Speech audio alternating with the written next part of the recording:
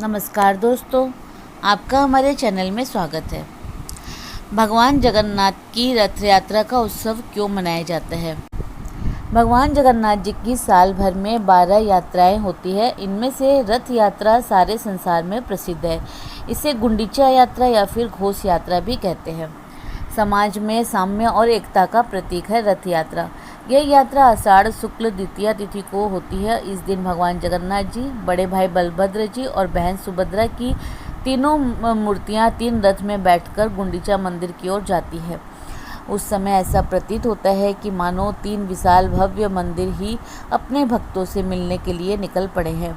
रथ यात्रा में जाति, धर्म, वर्ग एवं भाषा के बंधनों से मुक्त होकर संपूर्ण समाज आपस में एक हो जाता है, क्योंकि दारू ब्रह्म जगन्नाथ जी समन्वय और एकता के देवता है।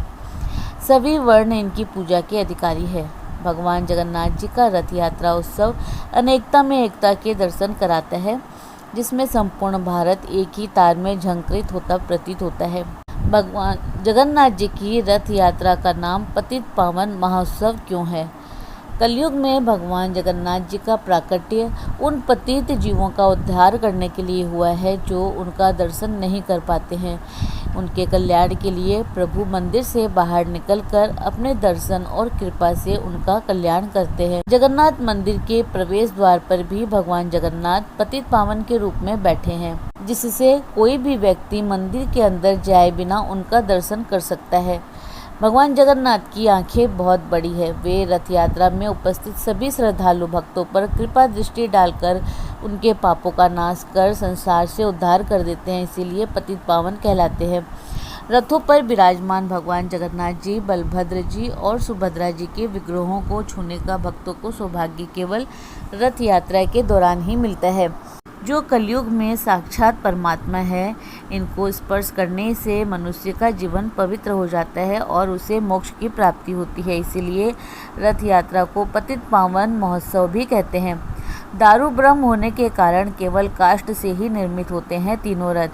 भगवान जगन्नाथ जी, बलभद्र जी और सुभद्रा जी के रथों का निर्माण केवल काष्ठ यानी कि लकड़ी से होता है। किसी भी कील या फिर धातु का प्रयोग इनके निर्माण में नहीं किया जाता।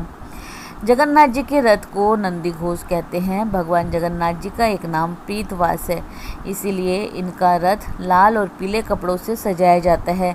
इस रथ के रक्षक गरुड़ है, सारथी दारुक है और द्वारपाल जय विजय है और ध्वजा पर हनुमान जी विराजमान रहते हैं। बलभद्र जी के रथ को तालध्वज कहते हैं। बलभद्र जी का एक नाम नीलांबर है, इसीलिए उनके रथ को लाल और नीले वस्त्र से सजाया जाता है। इस रथ के रक्षक स्वयं वासुदेव है। रथ के सिरोभाग में अनंत नाग और रथ की रज्जू यानी कि रस्सी में वासुकी नाग विराजमान रहते हैं। बलभद्र जी के रथ पर हल्की ध्वजा रहती है। सुभद्रा जी के रथ को देव दलन कहा जाता है। सुभद्रा जी का रथ देवी का रथ होने के कारण लाल और काले वस्त्रों से ढका रहता है, सजा रहता है, आवृत रहता है। इस रथ की रक्षिका जय दुर्गा है। कर्णचूड़ नामक नाग इस रथ की रस्सी बनते हैं। इसके सारथी अर्जुन है। ध्वजा पर त्रिपुर सुंदरी विराजमान है। इन्हीं विशालकाय सुसज्जित रथों पर तीनों मूर्तियों को विराजमान किया जाता है, जिसे पहंडी कहते हैं। पहंडी के बाद पुरी के गजपति यानी कि राजा प्रथम सेवक होने के नाते सोने की झाड़ू से प्रतीकात्मक रूप से रथों को बुहार कर चंदन छिड़कते हैं।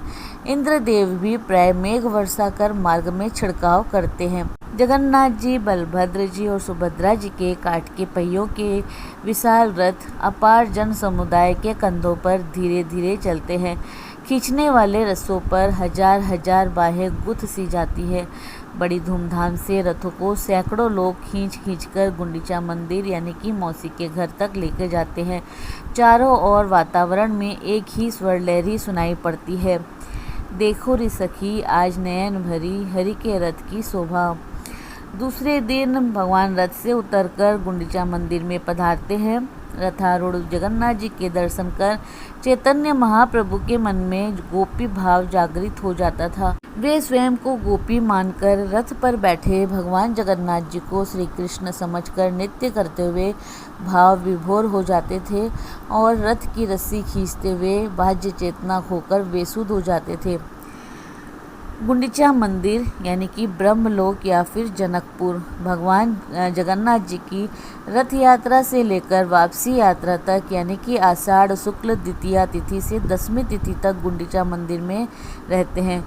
राजा इंद्रधूम की पत्नी रानी गुंडीचा के नाम पर इस मंदिर का नाम गुंडीचा मंदिर हुआ। इसी गुंडीचा मंदिर में विश्वकर्मा ने भगवान जगन्नाथ जी, बलभद्र जी और सुभद्रा जी की दारू की प्रतिमा बनाई थी, जिन्हें राजा इंद्रधूम ने प्रतिष्ठित किया।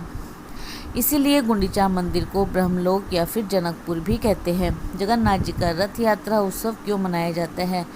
रथ यात्रा मनाने के कई कारण हैं। स्कंद पुराण के अनुसार भगवान ने राजा इंद्रधूम से कहा था कि उनका जन्म स्थान यानी कि गुंडीचा मंदिर उन्हें अत्यंत प्रिय है, अतः वे वर्ष में एक बार यहाँ अवश्य आएंगे। इसीलिए भगवान जगन्नाथ जी से यात्रा के लिए निवेदन करते समय यह कहा जाता है कि प्रभु, आपने पूर्व काल में राजा इंद्रधूम को जैसी आज्ञा दी है उसके अनुसार रथ से गुंडीचा मंदिर के लिए विजय यात्रा कीजिए।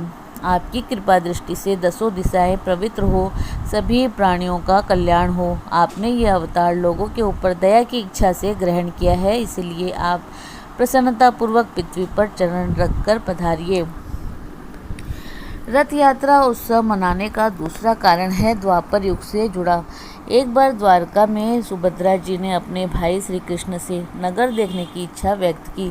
श्री कृष्ण और बलराम जी ने अपने रथों के मध्य में सुभद्रा जी का रथ रखकर उन्हें नगर दर्शन कराया। इसी प्रसंग की याद में पुरी में रथ यात्रा उत्सव मनाया जाता है। एक अन्य मान्यता के अनुसार भगवान श्री कृष्ण जब द्वारकावासी हो गए तो एक बार सूर्य ग्रहण के अवसर पर श्री कृष्ण अपनी रानियों के साथ कुरुक्षेत्र स्थित ब्रह्म सरोवर आए। ब्रजवासी भी सूर्य ग्रहण के अवसर पर वहां आए थे। गोपियों का जब श्री कृष्ण से मिलन हुआ तो वे उन्हें वृंदावन ले जाने के लिए व्याकुल हो उठी। श्री कृष्ण ब्रज लौटने को तैयार नहीं हुए तो गोपियों ने उनके रथ को खींचना शुरू कर दिया। इसी के रथ यात्रा की शुरुआत हुई। स्कंद पुराण में रथ यात्रा उत्सव मनाने का कारण बताते हुए कहा गया है कि भगवान जगन्नाथ जी मानव धर्म, मानव संस्कृति और विराट विश्व चेतना के साक्षात मूर्तिमान रूप है। समस्त मानव जाति को दर्शन देने, दुखी मनुष्यों का कल्याण करने और अज्ञानी और अविश्वासी लोगों पर भगवान का विश्वास बनाए रखने के लिए जगन्नाथ जी वर्ष में एक बार अपने साथ बड़े भाई और बहन सुभद्रा को लेकर रथ यात्रा करते हैं। भगवान की रथ यात्रा यही संदेश देती है कि यदि इस शरीर रूपी रथ पर श्री कृष्ण को आरूढ़ कर दिया जाए तो कंस रूपी प्राप्त वृत्तियाँ अपने आप समाप्त हो जाती है और शरीर और उसमें स्थित आत्मा स्वयं दिव्यता धारण कर लेंगे। तो दोस्तों, बोलो भगवान जगन्नाथ की जय। इसी प्रकार और भी रोचक जानकारी के लिए आप हमारे चैनल को लाइक, शेयर व सब्सक्राइब करें। हमारे चैनल में विजिट करने के लिए धन्यवाद।